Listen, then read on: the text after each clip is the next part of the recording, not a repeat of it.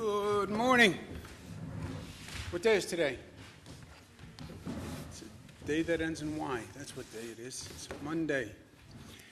I hope people enjoyed the best they could this different weekend, this different Easter celebration for those who celebrated Easter and Passover. Everybody knows who's here. Doctors to my right, Dr. Jim Malatras, Dr. Howard Zucker to my left, Secretary to the Governor Melissa DeRosa, and Budget Director Robert Mejica. Let's give you some facts, plain truth facts. Here's the good news. The curve continues to flatten. We talked all along, quote unquote, the experts said that there were two possibilities. You could have a high point and then an immediate drop off, or you could have a plateau. It appears that we have a plateau. It's flattening. It's the flattening of the curve. The increases slow down. It flattens out for a period of time. Nobody knows how long because nobody's been here before. But if you look at the number of total admissions, 18,000, 18,000, 18,000, 18,000, that's definitely a flattening. That is good news. Still going up a little bit, by the way. Go back a second. Still going up a little bit, but a basic flattening as opposed to increasing gaps.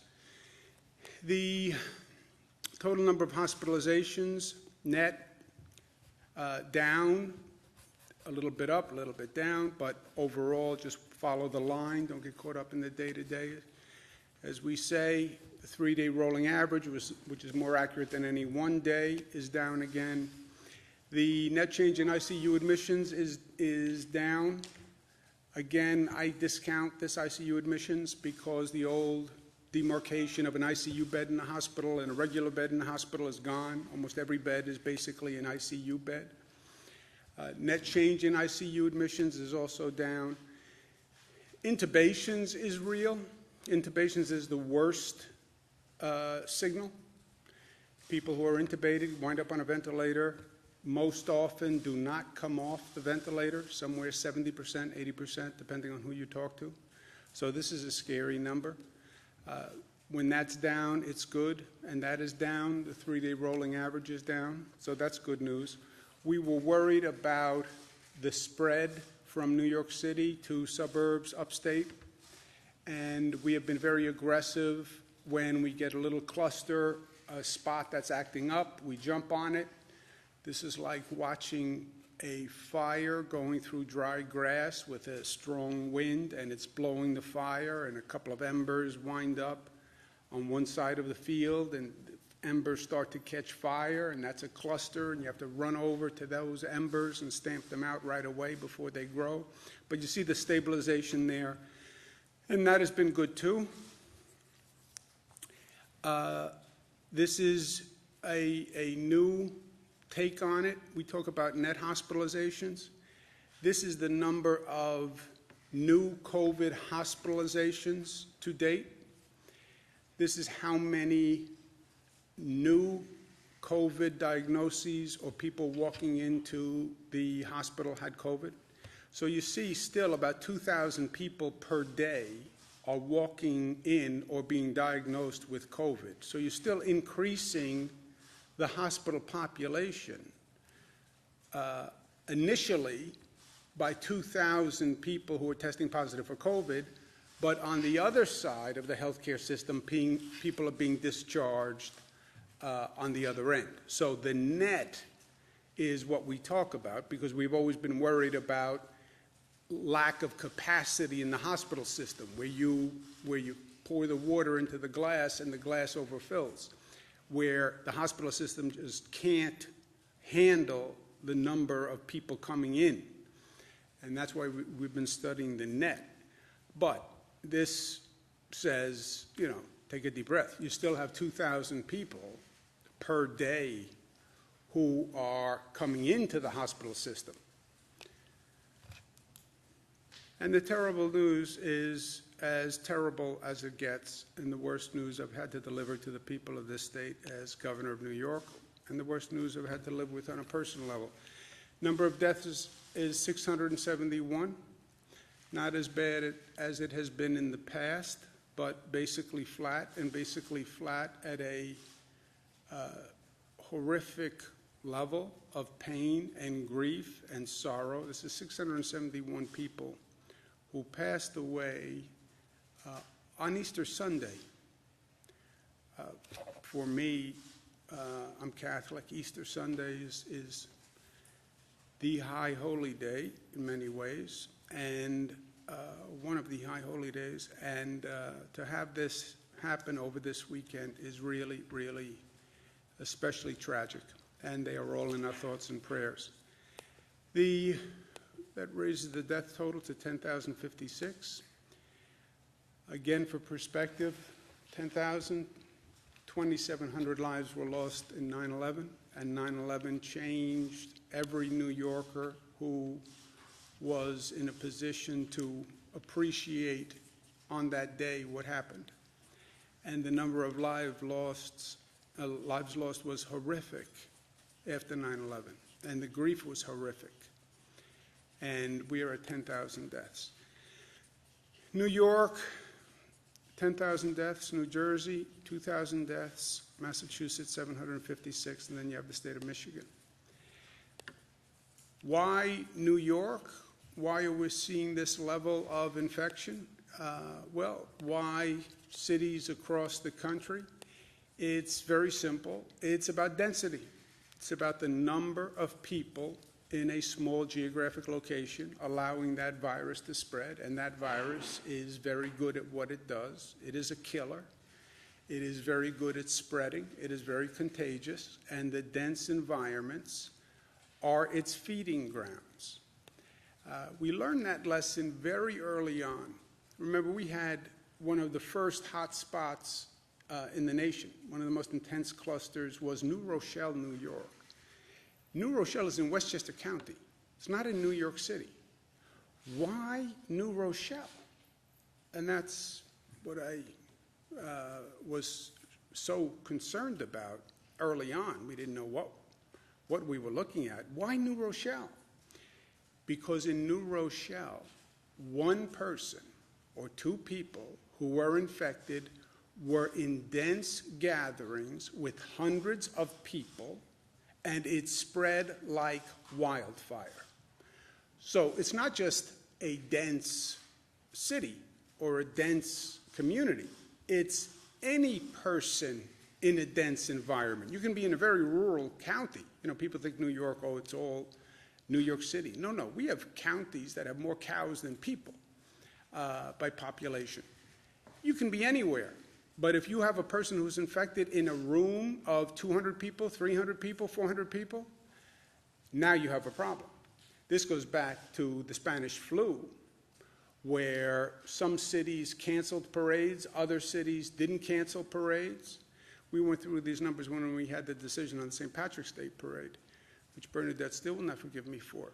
But you can have a parade in a relatively small city, but you bring people together, and this virus has a feeding frenzy.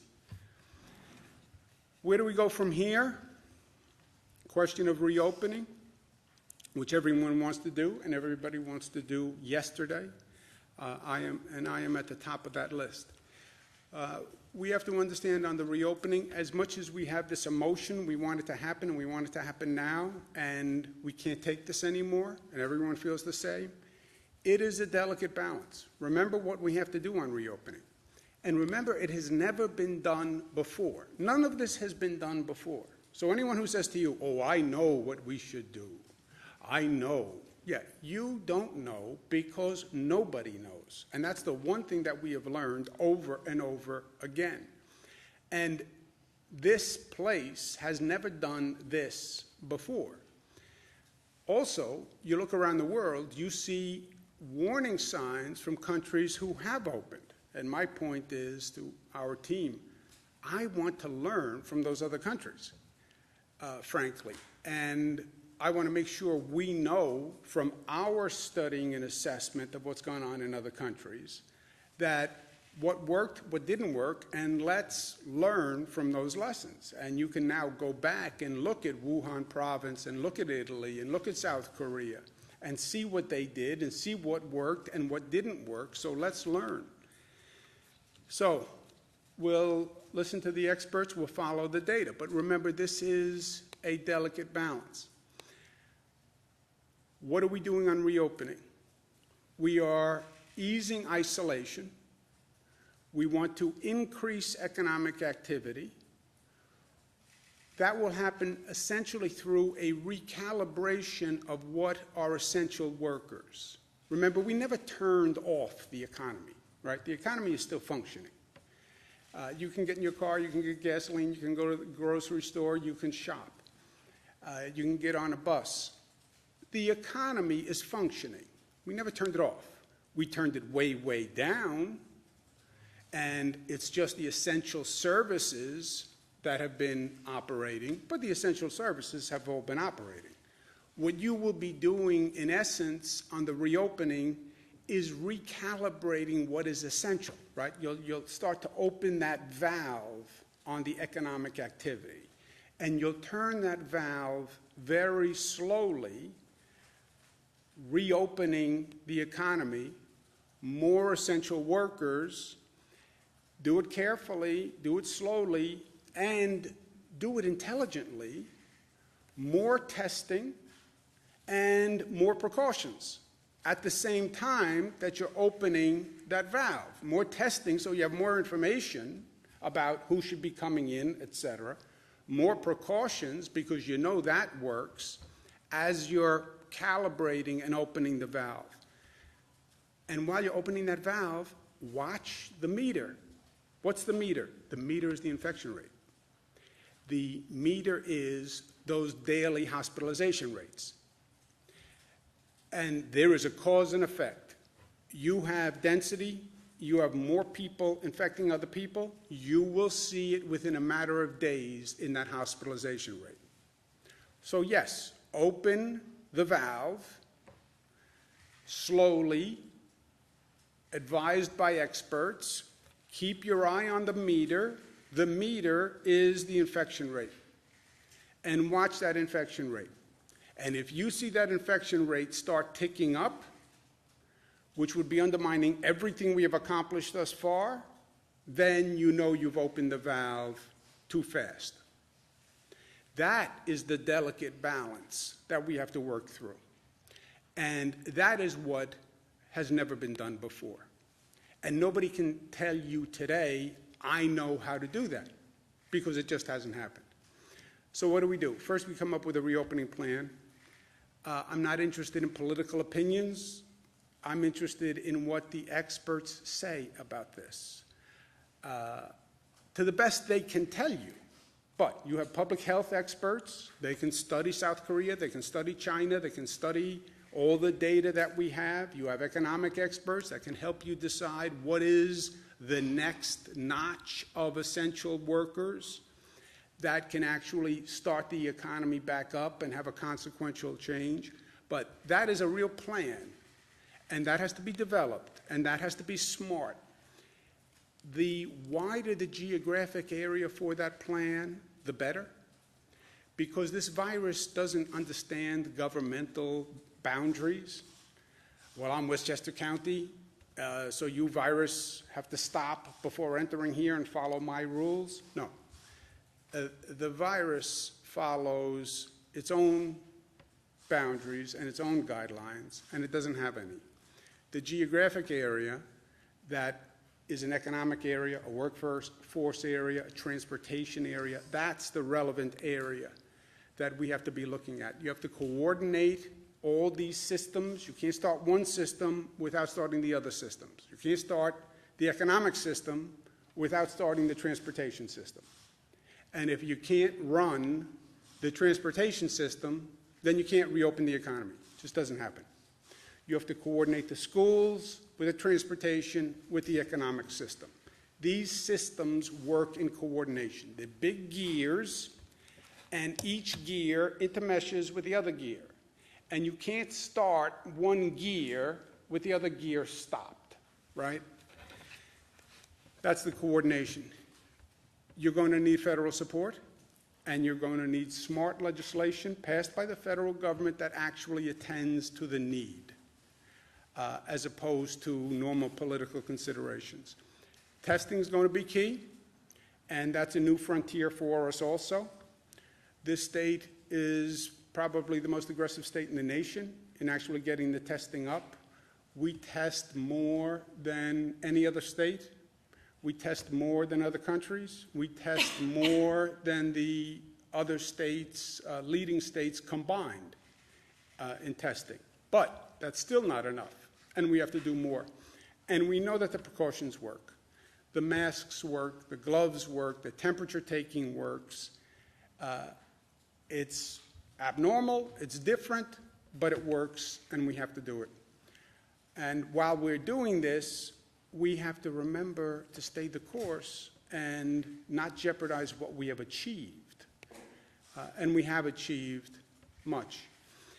This afternoon, I'll be joined by other governors. We've been talking to other states, Connecticut, New Jersey, Pennsylvania, Delaware, Rhode Island, for the past couple of days about coming up with, how do we come up with a reopening plan? And can we work together on a reopening plan? And we'll be having an announcement this afternoon with other governors about just that, the reopening plan. And as I said, the optimum is to have as coordinated a regional plan as you can. I understand intergovernmental coordination can be somewhat of an oxymoron, but to the extent we can work with Connecticut and New Jersey and Rhode Island and Delaware and Pennsylvania, I want to. It is smarter for everyone, for people of their state and for the people of my state. And this is a time for smart, competent, effective government. Nothing else matters. I want to make sure that I can say to the people of this state, we did everything we could to the best of our ability. And the optimum is a geographically coordinated plan. I don't believe we could ever get to total coordination with the other states, because all the states have a little different set of circumstances and facts. I don't even believe we should have a uniform plan without recognizing the state-by-state distinctions. But to the extent we can coordinate, we should and we will. Last point, and this is a personal point, when is it over? I have this conversation 100 times a day. I had it last night with my daughters. When is it over? And it's a difficult conversation because people want it to be over so badly, right? I want the fear to stop. I want the anxiety to stop. I don't want to have to worry about my brother anymore. I don't want to have to worry about my daughters. I don't want to have to worry about my mother. I want it over. I want to get out of the house. I want to get back to normalcy. I've been living on this weird, disorienting, frightening place. I'm afraid to touch people. This is it violates the human behavior and needs. When is it over? It's not going to be over like that. It's not going to be we flick a switch and everybody comes out of their house and gets in their car and waves and hugs each other and the economy all starts up. I would love to say that's going to happen. It's not going to happen that way. It can't happen that way.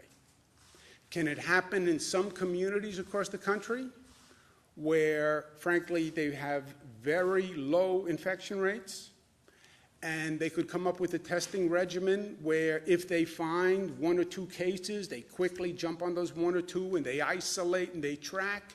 Yes. But is that going to happen here? No. Is that going to happen in any community that has a significant issue? No. There is going to be no epiphany. There is going to be no morning where the headline says, hallelujah, it's over. That's not going to happen. What will happen is there'll be points of resolution over time. What does that mean? There'll be points of resolution. There'll be points where we can say we've accomplished something, we should feel better, we should feel more calm, We should feel more relaxed. And it will be incremental. We're controlling the spread. We are controlling the spread. You look at those numbers, you know what it says? We're controlling the spread. I was afraid that it was going to infect my family no matter what I did. We're past that. If you isolate, if you take the precautions, your family won't get infected. We can control the spread. Feel good about that. Because, by the way, we could have gotten to a point where we said, we can't control this damn thing. We can't control it. It's in the air. It gets into your house. It doesn't matter. You close the door. It comes under the door. You could have gotten there. We're not there. Those numbers say we can control the spread. Feel good about that. The worst is over. Yeah, if we continue to be smart going forward, because remember, we have the hand on that valve. You turn that valve too fast, you'll see that number jump right back. But, yes, I think you can say the worst is over, because the worst here are people dying. That's the worst. The worst doesn't get any bad than this worst. And this worst is people die. That's the worst. And Winston Churchill, I mentioned the other day, the end of the beginning. Yes, we can control the spread, and we can reduce the number of people who die, and our healthcare system can do phenomenal work and rise to the occasion and deal with this beast. It has not overwhelmed the healthcare system. We have controlled the spread. And there is confidence to be taken in that. And that's an accomplishment. And it was a heck of an accomplishment. Those healthcare workers, for the rest of my life, I will say nothing but thank you to them. And I was not sure that we could keep the tide from overwhelming our hospital capacity. And they did. Feel good about that. And I believe the worst is over if we continue to be smart. And I believe we can now start on the path to normalcy. And we can have a plan where you start to see some businesses reopening, understanding the delicate balance. I think there'll become a point where there's an announcement that we have a medical treatment, that you can get sick, but they found an antiviral medication that can help you treat the disease. So take another deep breath when we get to that point, because, okay, you get infected, but there's a drug regimen that can help you. And then you'll get to a point where they announce, we have a proven vaccine. That's when it's over. That's really when it's over. They have a vaccine, it's been tested, it's been proven, they can produce it, you're going to get a vaccine, this is a thing of the past, don't worry about it, close the chapter, move on. Okay, when do we get there? 12 months to 18 months. I can't believe you said 12 months to 18 months, as Cara said to me. It's 12 months to 18 months. When Dr. Fauci says how long until a vaccine, he says 12 months to 18 months. When the FDA is asked how long until you get a vaccine, they say 12 months to 18 months. That is the point. When you ask me, when can I do a deep breath for the first time in 5 weeks? When they say we have a vaccine. That's when it is over. But there will be points between now and then where we should feel more confident and we should feel better. Well, I want it to be over tomorrow. I get it. I want it to be over tomorrow. I want it to be over tomorrow more than you want it to be over tomorrow.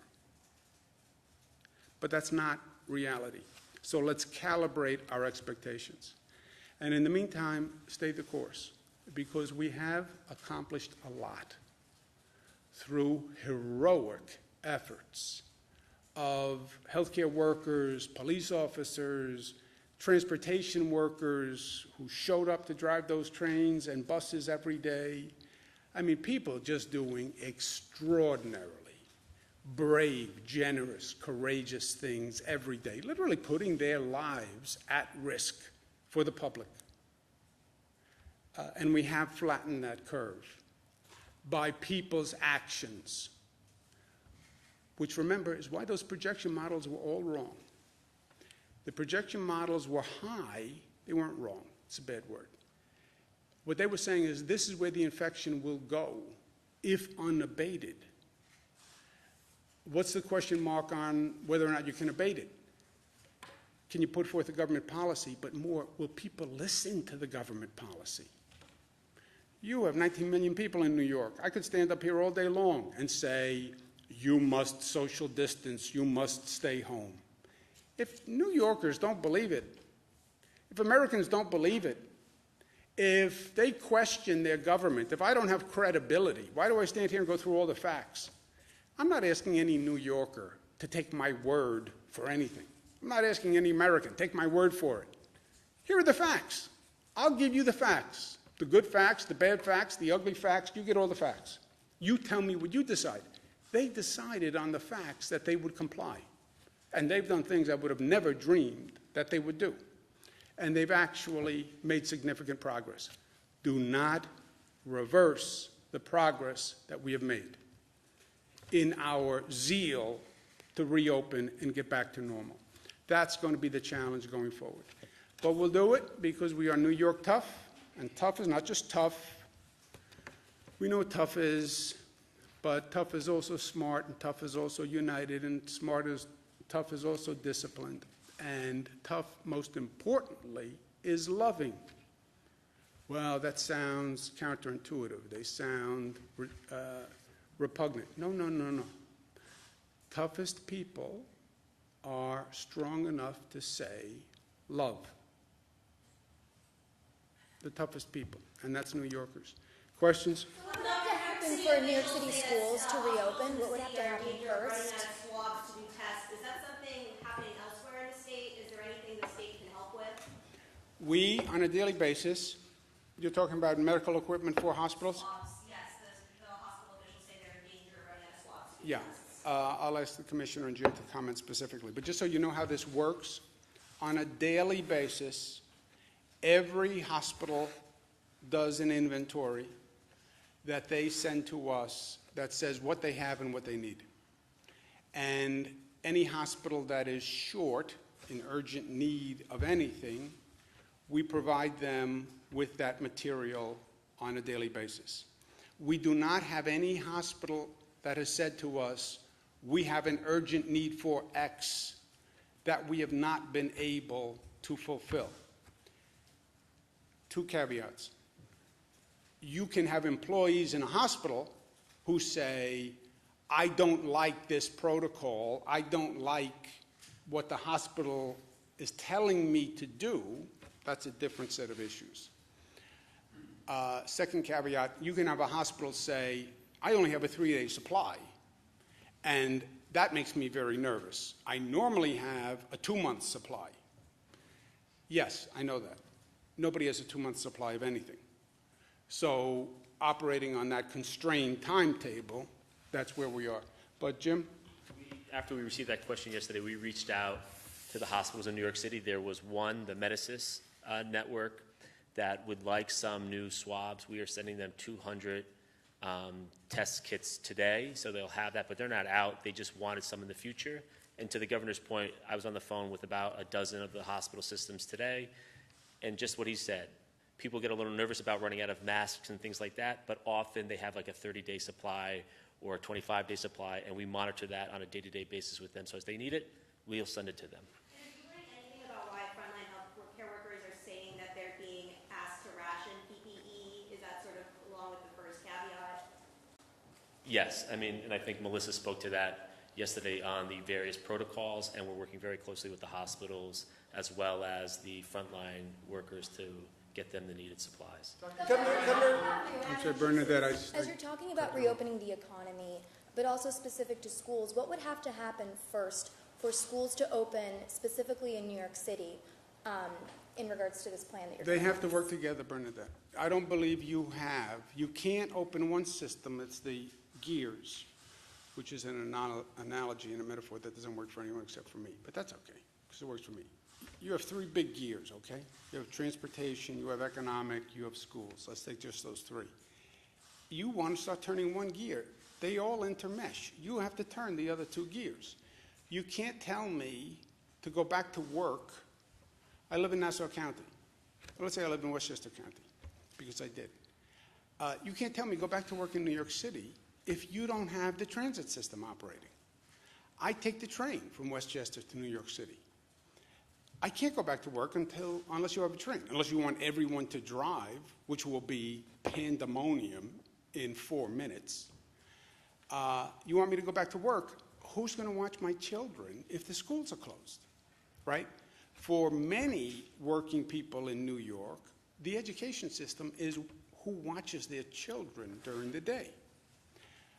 That was one of the problems with closing the schools in the first place, where people were very critical of, everybody is a critic, but people didn't want to close the schools because they said then the hospital workers won't be able to show up because the children will be at home. And if hospital workers don't show up, then you have a real problem, because our major fear was the collapse of the hospital system.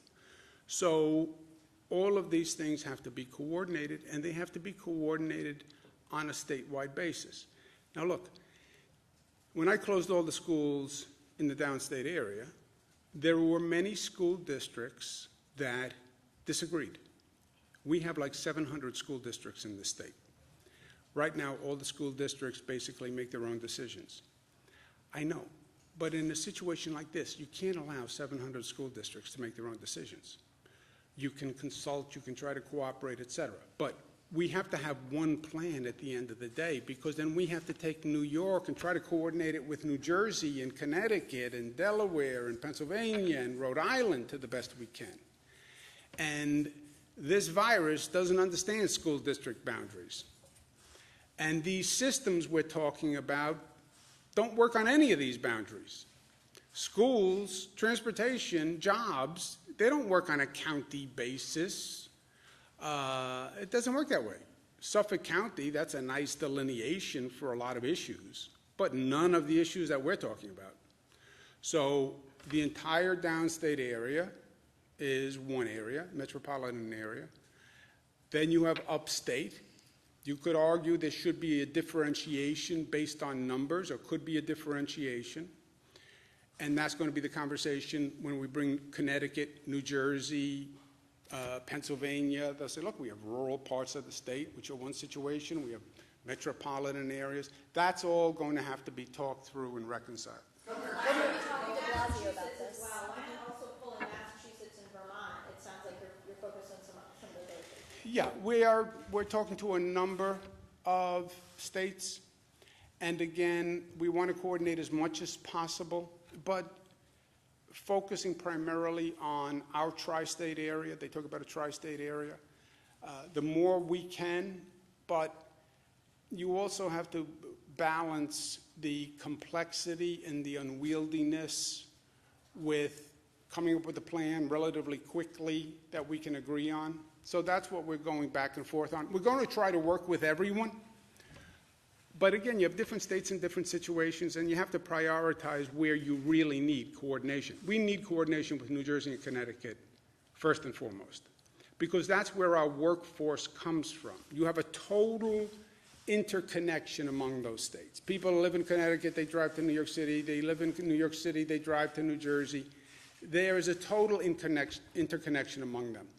And that's the primary place for coordination. Next.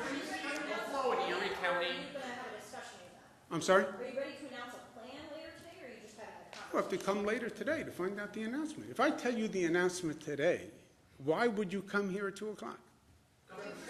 Except for my rapier wit and sense of humor. Hold on, Nick had a question. Governor, should the city of Buffalo and Erie County be considered kind of a hotspot in upstate New York, considering that they've got the highest number of infections, I think, outside of the metro area? Well, you can have a hotspot, depends how you want to define hotspot. Hotspot within 1 mile, hotspot within 5 miles, hotspot within 10 miles, hotspot within 100 miles. Hotspot among upstate communities. How big is a hotspot? Well, I'm not a public health expert. Yeah, but it depends how you define hotspot. You know, is it 2 blocks, 4 blocks? Is it people with 25 infection rate, 50 infection rate?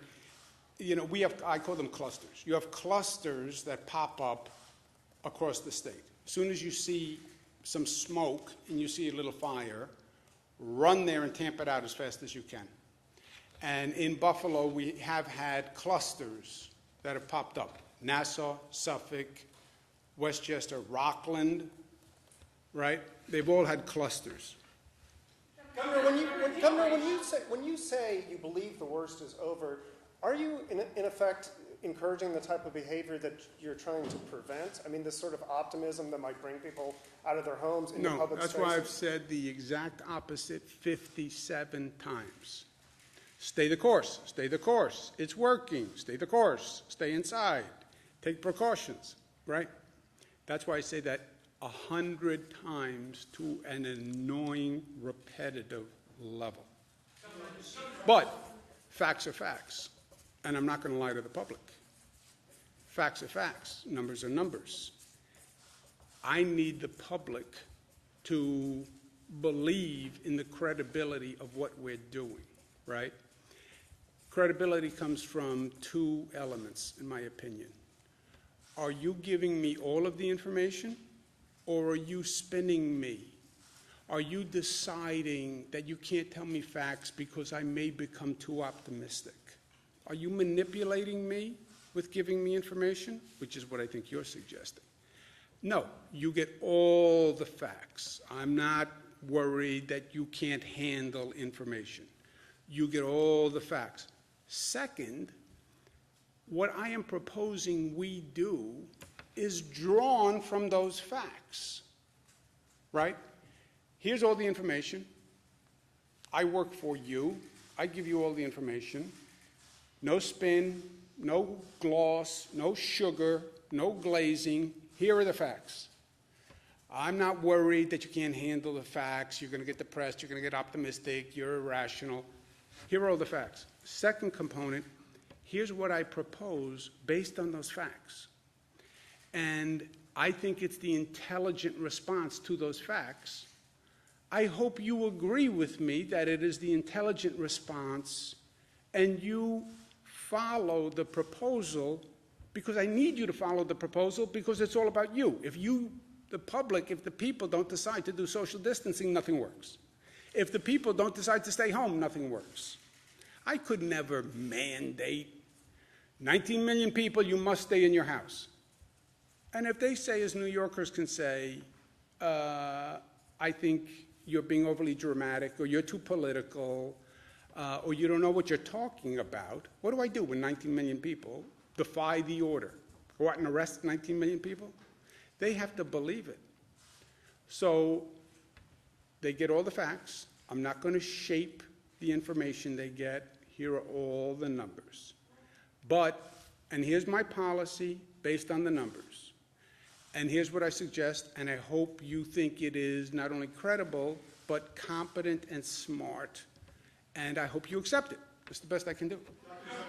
Joseph? All those numbers that we have, the amount of people hospitalized are at a record high, the amount of people in the ICU are at a record high. We just crossed over into 10,000 deaths in New York. What makes you feel so confident that the worst is over? I'm not confident that the worst is over.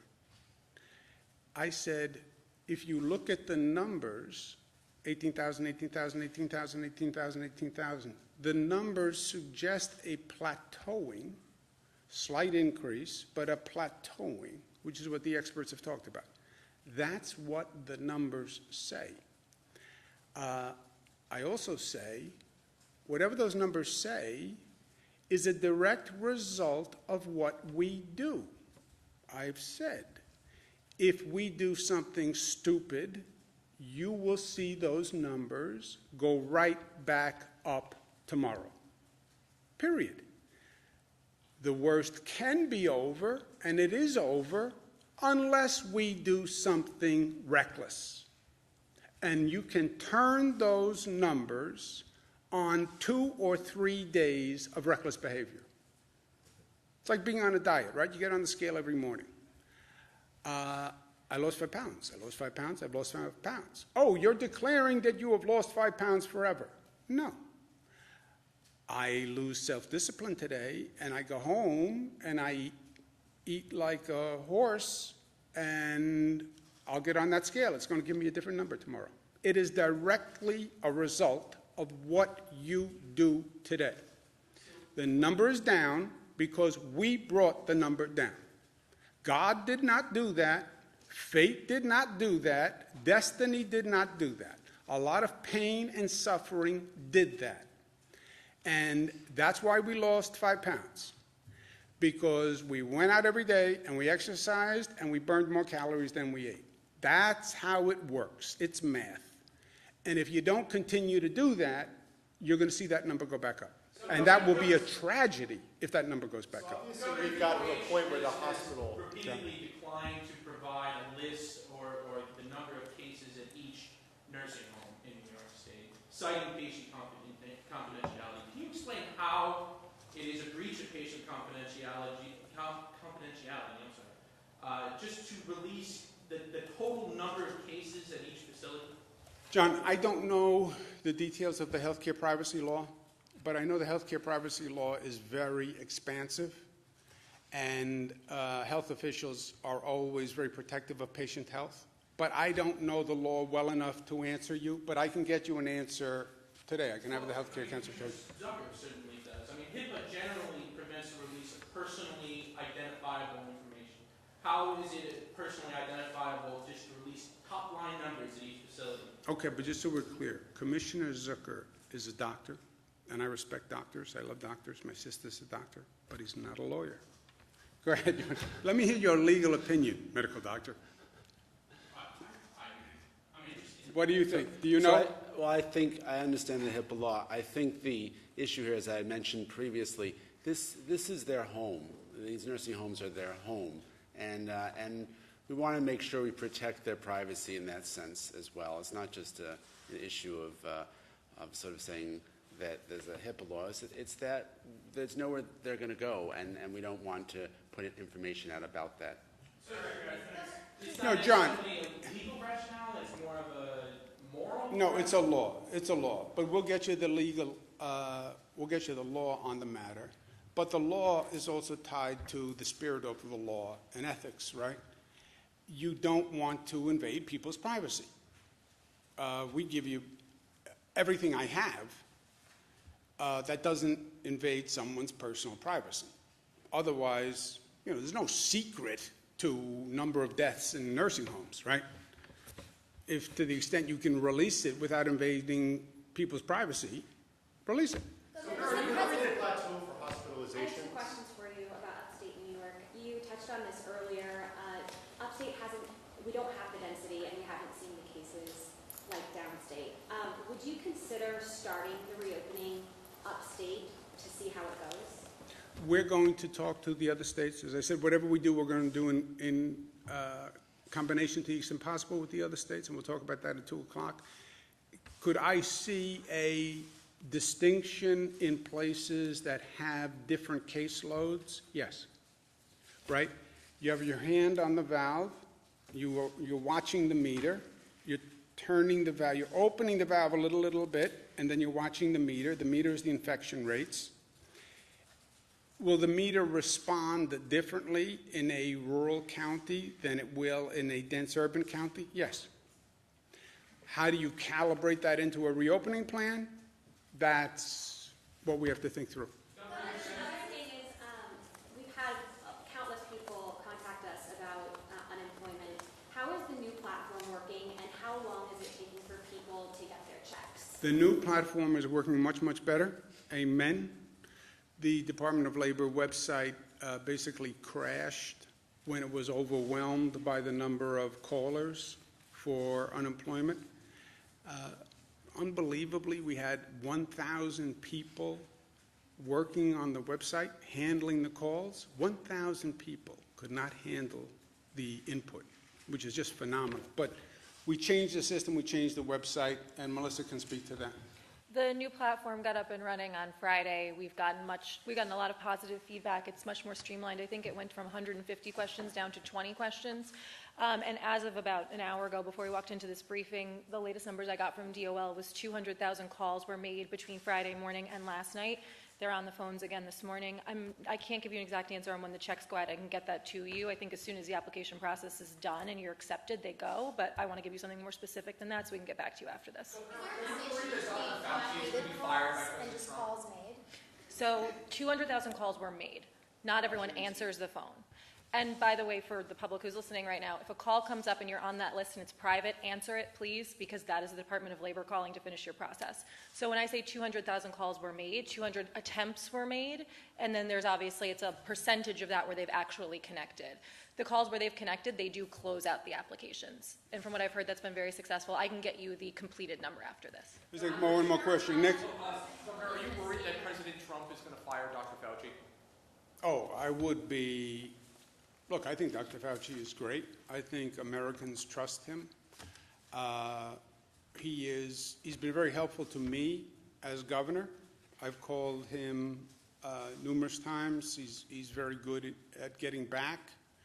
And again, as you're walking through these uncharted waters and you're trying to feel your way and sense what the bottom is like, I think he's been extraordinary. And I think it would be, I can't imagine that I just can't even, with as crazy as things get in this world and in crazy Washington, I can't imagine that would ever happen. Anyone, did I say anything we need to correct? Anything that I didn't say that was right? I would just... For Buffalo, Nick, we've been following Buffalo very closely. There are 200 positive cases, hospitalizations right now in Buffalo. That's up from 225 of a couple of days ago. So it's pretty stable right now. So we're watching numbers locally hour to hour almost. So Buffalo is pretty stable right now, but if it pops, we'll definitely have more people on it. Melissa, you want to say something? Rob, do you want to say anything? I'm going to be back at 2 o'clock. I'm going to be back at 2 o'clock. Hold it. Note it for 2 o'clock. I'm going to be back at 2 o'clock. You won't be coming 2 o'clock, Jesse. I know you. You won't be back if I tell you. I'll see you at 2 o'clock. Thank you, guys. Thank you.